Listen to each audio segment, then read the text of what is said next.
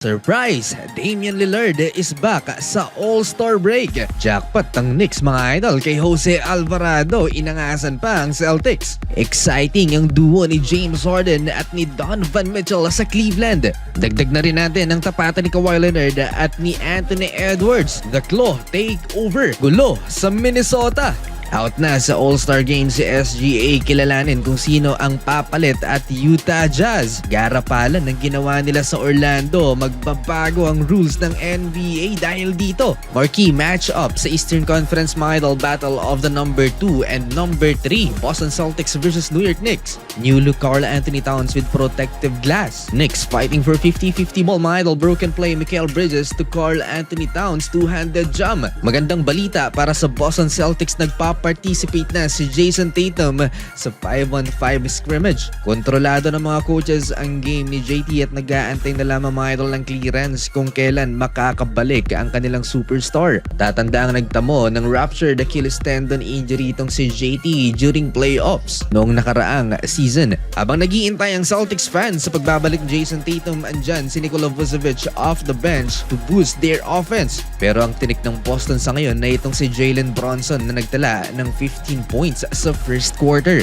Nabigyan ng minuto si Kabayan JC at nakasabay pa niya sa court mga idol ng isa pang Filipino-American, Ron Harper Jr., ang nakakatandang kapatid ni Dylan. Walang puntos na naitala si JC sa first quarter in 5 minutes pero may 1 block, 1 assist and 1 rebound. Debut game ni Jose Alvarado for the Knicks, ang kanilang bagong backup point guard. 9 points Knicks lead at the end of first quarter, 35-24. Energy ang pangunahing dala nitong si Jose Alvarado para sa New York Knicks. Nakapag-draw din siya ng offensive foul dito kay Jaylen Brown. He scored his first field goal as a Knick mga idol under 9 minutes with a 3-point bucket. 11-2 run New York, 17 points na ang hinahabol ng Boston Celtics. Pero hindi safe yan para sa New York mga idol dahil 22 points lang naman na naging comeback ng Boston sa kanilang huling laban kontra Miami Heat. And here we go, nag-mini run ng Boston Celtics para ikat ulit sa single digit ang lamang ng New York. Ika-problema pa si Jalen Brunson, iika-ika ang star player ng visiting team. Jose Alvarado in GTA mode, playing great defense. Nagka-momentum ang Celtics mga idol going into halftime, led by Derek White 17 points and Jaylen Brown 13. 7-point game, 60-53 Knicks. Third quarter, napa-take over mga idol si Jaylen Brown. Tough turnaround shot against Jalen Brunson from the elbow. And back-to-back field goals versus Karl Anthony Towns. Absorbing the contact, 20 points and counting para sa JB ng Celtics. Lamang pa rin ng Knicks, Josh Hart pull-up jump shot over Nikola Vucevic and Ron Harper Jr. Sinapalpal mga idol si Jalen Brunson. Nabigyan ng 2 minutes na playing time si JC sa third quarter. Ito yung mahirap ngayon kay Jordan Clarkson dahil sa pagkakadagdag ni Jose Alvarado, lalong dumami ang guards ng New York Knicks. Hindi pa naglalaro dyan mga idol si Miles McBride. Lalong nahati pa ang minuto ni Kabayan. Pinalitan siya ni Jose Alvarado. Hindi mo rin talaga masisisi si Coach Mike Brown dahil better two-way player itong si Jose kay Jordan. Napakabilis ng kamay nitong si Alvarado. Supalpal pa niya si Jaylen Brown. 3 seconds left before the third quarter ends. 85-68 lamang mga idol ang New York. Solid ang debut ni Jose Alvarado, attacking the paint through the contact against Nikola Vucevic. Eto pa mga idol, off the screen 3-pointer para sa former Pelican. Kung kailan nagsisimula ng uminit itong si Shireman off the bench for the Boston Celtics, lumabas naman ang pagkanotoryo sa depensa ni Jose Alvarado. Sneaky steal against Jaylen Brown at pinatay niya kagad ang momentum ng Boston. Jackpot kay Alvarado ang Knicks mga idol dahil ang binitawan lang nila ay si Gershon Yabusele na hindi naman nagagamit. Panalo ang New York sa debut game ni Jose Alvarado, 111-89. 12 points for Jose Alvarado with 2 rebounds, 2 assists, 2 steal and 1 block, habang 31 points naman si Jalen Brunson.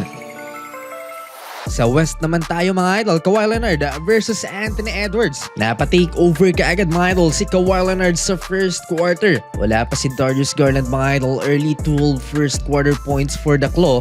and he scored 10 straight points sa run na yan ng LA Clippers. Very much active si Daklo mga idol sa opening frame. Pinostihan pa niya si Anthony Edwards one-on-one. Nice footwork by Daklo. Kawhi Leonard. Anthony Edwards naman off the steal mga idol. Lumipad si Ant-Man. Dikit ang laban sa first quarter debut game ni Ayo Dosunmu para sa Minnesota Timberwolves off the bench. And the first quarter Clippers up by 4, 23-19. Second quarter, it's Kawhi Leonard show. Consistent ng aggression ni Daklo mga idol, 3-pointer and dunk attempt. Hindi pumasok yon, pero bumawi naman kaagad si Daklo with game high 24 points sa first half with 4 steals. Umabot ng 14 points mga idol ang biggest lead ng LA Clippers. Maalat si Anthony Edwards minus 13 at 3 out of 11 lamang sa field. Ganon din si Julius Randle. 54-42 12-point Clippers lead at the half. Third quarter, kahit sino ang itapat ng Timberwolves na bantay kay Kawhi Leonard,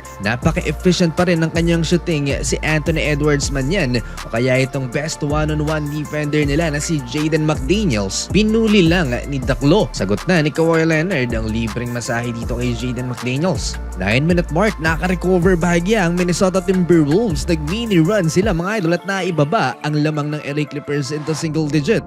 Anthony Edwards over the 7-footer Brook Lopez.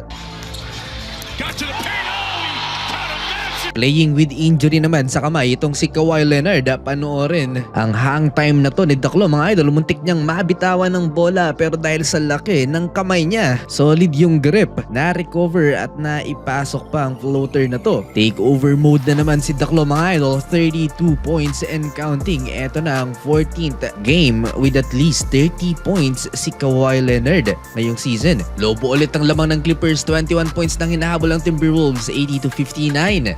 Ibang klase si Kawhi Leonard. Dinagdagan pa ng back-to-back triples ang kanyang kartada mga idol. 38 points na si Daklo. 5 minutes ng fourth quarter, nilabas na si Kawhi Leonard. May nangyari pang gulo mga idol. Sa ending, mahilig talaga sa gulo itong si Chris Dunn. Hawakan ba naman sa bunganga si Julius Randle? Talaga namang magagalit ang player na to ng Minnesota Timberwolves. Hinawak-hawakan pa niya ang jersey. Well, ejected si Chris Dunn mga idol. Hindi na sana papasok pa si Kawhi Leonard pero dahil sa nangyari napilitan na paglaruin ulit si Daklo kahit tambak ang Minnesota Timberwolves. Panalo mga idol ang LA Clippers led by Kawhi Leonard, 41 big points and 4 steals. Pag-usapan naman natin ang debut game ni James Harden mga idol para sa Cleveland Cavaliers sa Sacramento. Isa marahil sa dahilan kung bakit nagustuhan ni James Harden na mapunta sa Cavs ay dahil pareho silang Adidas athlete ni Donovan Mitchell. Bukang planado din ng trade mga idol dahil matagal nang may communication itong si Donovan Mitchell at James Harden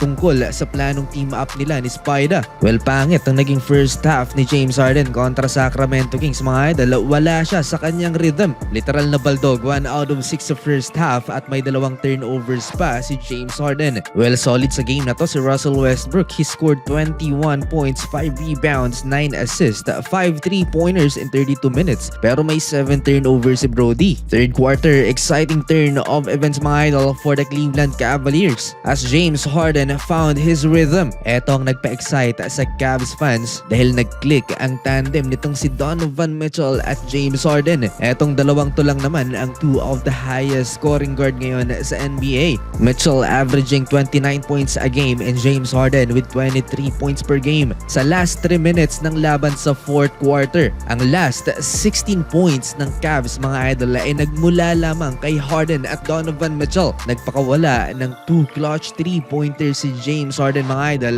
para i-comeback ang Sacramento Kings. They took over the game for Cleveland Cavaliers, 35 points for Donovan Mitchell, 23 points for James Harden, and most of their points ay naitala nila noong second half ng laban.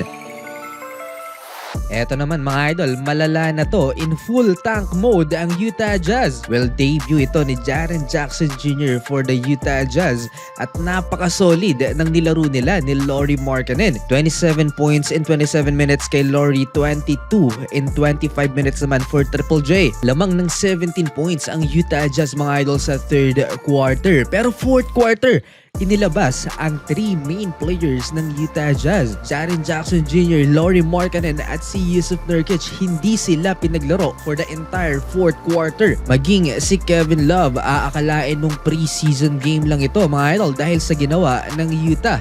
Dahil dyan, na-comeback ng Orlando Magic ang Jazz. Garapala na pagtangka ng Utah Jazz. Dahil dyan mga idol, magkakaroon sigurado ng pagbabago sa NBA. Expect na marami pang kupunan sa NBA ang gagawa niyan moving forward. Sabi ni Brett Siegel, i-a-adjust ng NBA ang tanking rules for 2026 to 2027 NBA season para maiwasan ang ganitong ginagawa ng mga NBA teams. Update sa All-Star break mga idol, walang SGA at papalitan siya ni Alperen Sengun. Abdominal strain ng injury mga idol ng MVP. Big surprise naman ang muling pagsali ni Damian Lillard West. Hindi inasahan ng marami yan dahil nagre-recover pa sa injury itong si Dame Time. 2 beses nang nanalo mga idol si Damian Lillard sa NBA 3-point contest noong 2023 at 2024. Eto ang makakalaban niya, 8 contestants kabilang ng rookie Con Kenopol,